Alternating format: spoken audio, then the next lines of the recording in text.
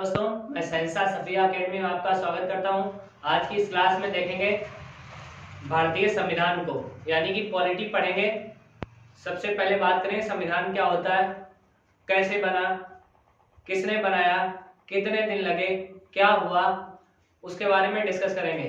देखें, शुरू करते हैं हम। संविधान क्या होता है, ये जो है आप देखें 20 नंबर की जो जीए और सीए आती है, यानी कि जनरल अवेयरनेस और करंट अफेयर्स आती है, 20 के 20 नंबर आपको यहीं से हम क्लियर कराएंगे। और उसके बाद आपको साइंस की यानी कि जीएस की क्लास मिलेगी, उसमें भी आपको 25 के 25 नंबर यहीं से मिलेंगे। आपको करना क्या, वीडियो को ज्यादा से ज्यादा शेयर करना है और मेरे साथ लगातार मेहनत करनी है। शुरू करते हैं, संविधान क्या होता है, यानी कि संविधान की सबसे पहले बात करते हैं परिभाषा की। सबसे पहले आप समझ लें इस बात को कि संविधान होता क्या है। एग्जाम्पल के तौर पे, जैसे किसी एक घर होता है, घर में कानून बनते हैं या नियम बनते हैं, उस घर को चलाने के लिए एक परिवार का हेड होता है, वो उन नियमों को लागू करता है। इसी तरीके से किसी देश के शासन को चलाने के लिए, यानी कि किसी देश के शासन को चलाने के लिए कुछ नियम और कानून बनाए जाते हैं, इनका समूह जो होता है वो संविधान कहलाता है। यानी कि किसी देश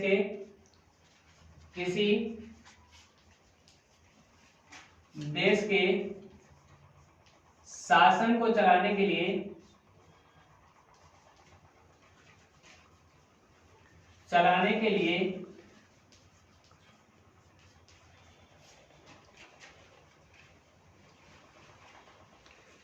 नियमों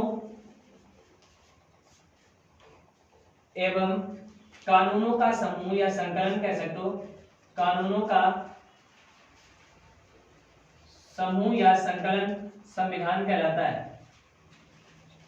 आप समझ सकते हैं, जैसे किसी घर को चलाने के लिए कुछ नियम घर में बनते हैं, उसका हेड पापा या और सदस्य होते हैं, कोई भी एक ना कि उस नियमों को, जो समूह नियम पापा के द्वारा निर्धारित किए जाते हैं, वो आप देखें वो उस घर को चलाने के लिए होते हैं। इसी तरीके से एक देश को चलाने के लिए कुछ नियम या कानून बनाए जाते हैं, उन कानूनों का समूह जो होता है वो संविधान कहलाता है। अब बात करते हैं, देखें संविधान किस रूप में है, यानी कि संविधान का क्या रूप है। तो संविधान का रूप जो होता है आप देखें पुस्तक के रूप में है, एक पुस्तक के रूप में लिखा है। अब बात करते हैं संविधान लिखा किसने है, तो संविधान लिखने का काम, यानी कि लिखा किसने है पुस्तक के रूप में, तो एक संविधान सभा गठित की गई थी संविधान को लिखने के लिए 1946 में। संविधान सभा गठित की गई थी जिसकी स्थापना हुई थी 6 दिसंबर 1946 को। इस सभा के द्वारा आपका संविधान इकट्ठा किया गया, यानी कि लिखा गया। इसके हेड जो थे, यानी कि अध्यक्ष जो थे, संविधान सभा के अध्यक्ष जो थे वो भीमराव अंबेडकर थे, यानी कि BR अंबेडकर थे। इसीलिए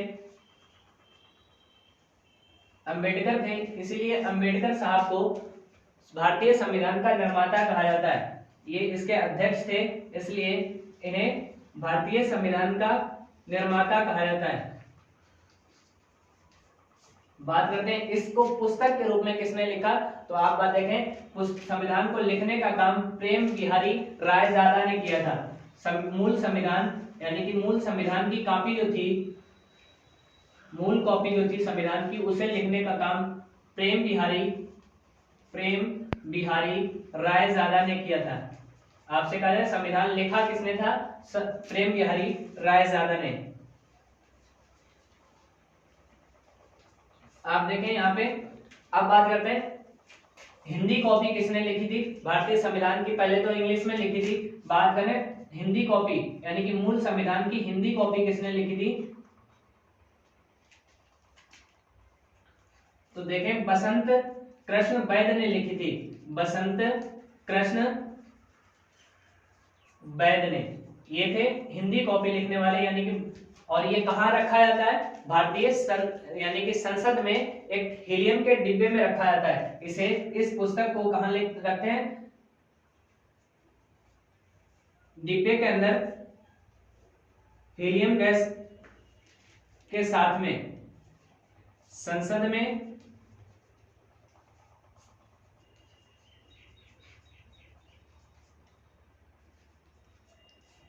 हीलियम के बॉक्स में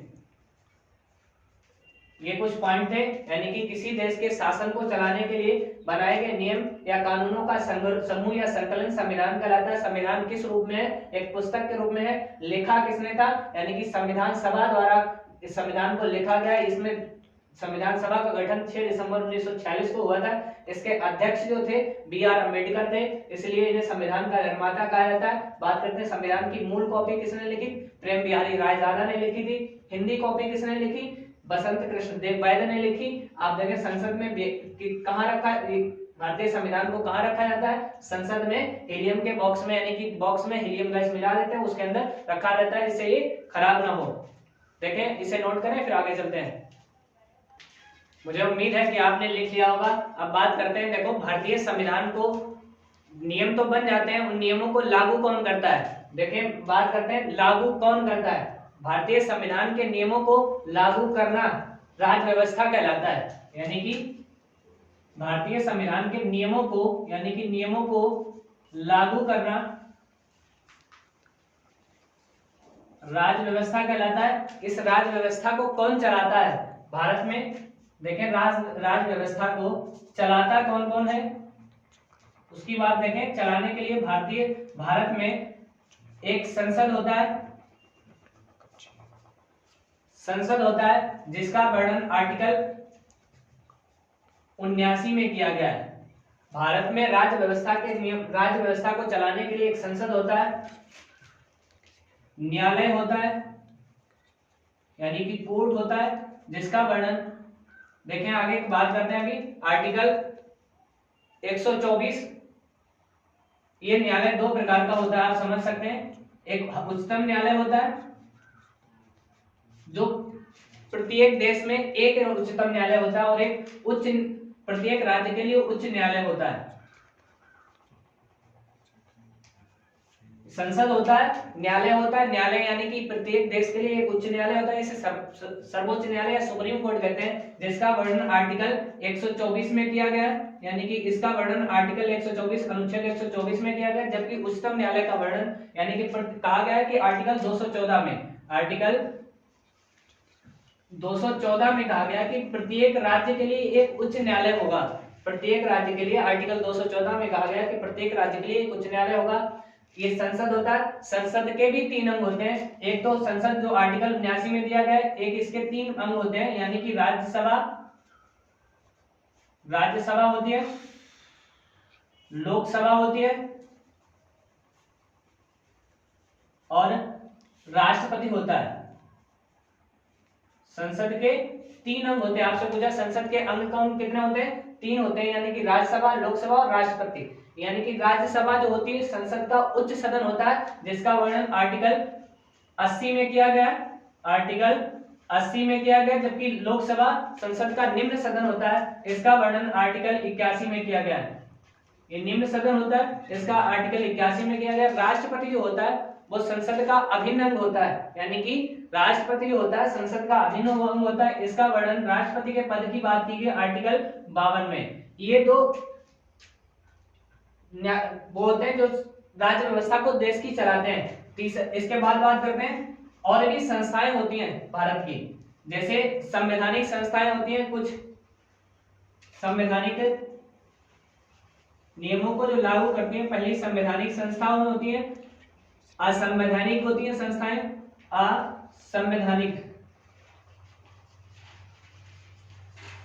असंवैधानिक संस्थाएं होती हैं, गैर संवैधानिक संस्थाएं होती हैं। गैर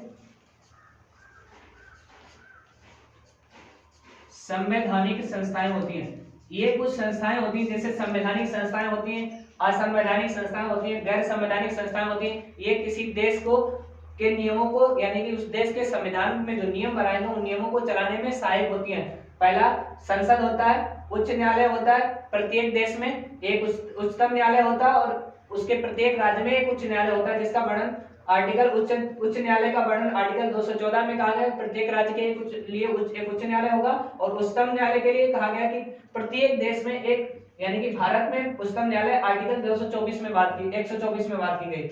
ये संवैधानिक संस्थाएं होती हैं, असंवैधानिक संस्थाएं होती हैं, गैर संवैधानिक संस्थाएं होती हैं। ये उस देश के नियमों को, यानी कि संविधान के द्वारा जो नियम लागू किए जाते हैं उन नियमों को चलाने का काम करती है। ठीक है, बात करते हैं संवैधानिक संस्थाएं क्या होती हैं। वे संस्थाएं जो संविधान के द्वारा बनाए गए नियमों यानी कि संविधान के द्वारा बनाए गए नियमों का पालन करती हैं उन्हें संवैधानिक संस्थाएं कहते हैं। जैसे आपसे देखा जाए, पहले आप इसे नोट करें फिर आगे चलते हैं। उम्मीद है कि आपको समझ में आ गया होगा। देखें, भारतीय संविधान की संस्थाएं यानी कि संवैधानिक संस्थाएं, असंवैधानिक संस्थाएं, गैर संवैधानिक संस्थाएं क्या होती हैं। देखें, जिन संस्थाओं का भारतीय संविधान में जिक्र किया गया उन्हें संवैधानिक संस्थाएं कहते हैं। यानी कि संविधान में जिक्र किया गया उन्हें संवैधानिक संस्थाएं कहते हैं। जैसे आप देख सकते हैं, या ये कह सकते हो संविधान के बनने के बाद या संविधान के बनने के बाद जो संस्थाएं बनी हैं उनकी बात कर रहे हैं, और या ये यूं समझो कि जिनका भारतीय संविधान में जिक्र किया गया वो संवैधानिक संस्थाएं होती हैं। जैसे राष्ट्रीय अनुसूचित जाति आयोग, राष्ट्रीय अनुसूचित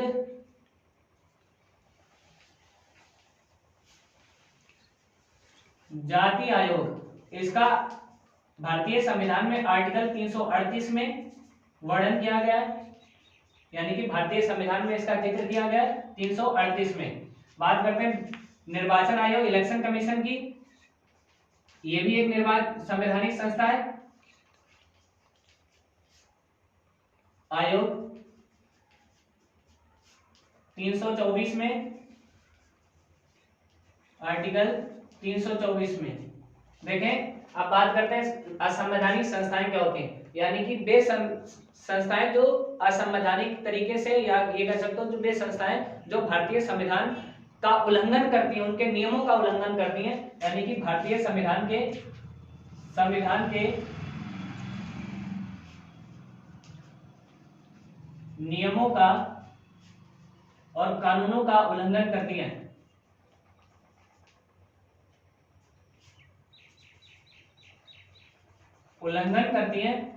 असंवैधानिक संस्थाएं कहलाती हैं। जैसे आप देखें नक्सलवादी संगठन जो भारतीय या संविधान को नहीं मानता है, उसके अपोजिट जाके काम करता है। जैसे एग्जांपल में आप सुन सकते हो, जैसे देख सकते हो नक्सलवादी संगठन,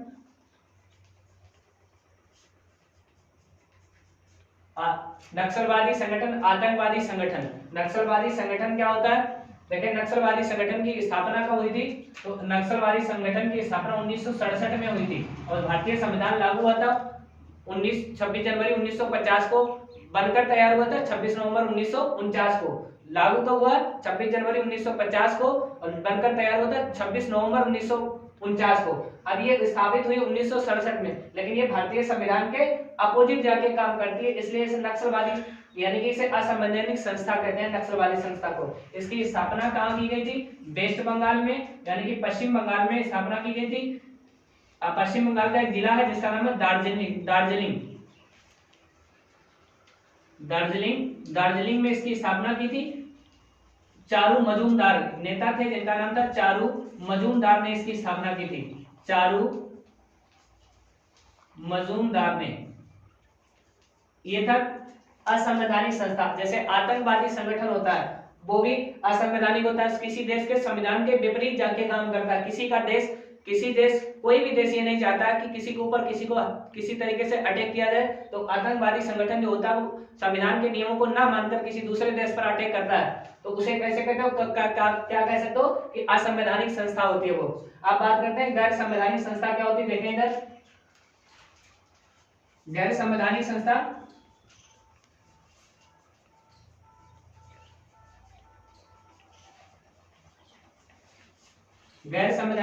क्या होती है, वे संस्थाएं होती हैं जो जिनमें भारतीय संविधान में जिनमें जिक्र नहीं किया गया है, यानी कि जिनका संविधान में जिक्र नहीं किया जाता है, उन्हें गैर संवैधानिक संस्थाएं कहते हैं।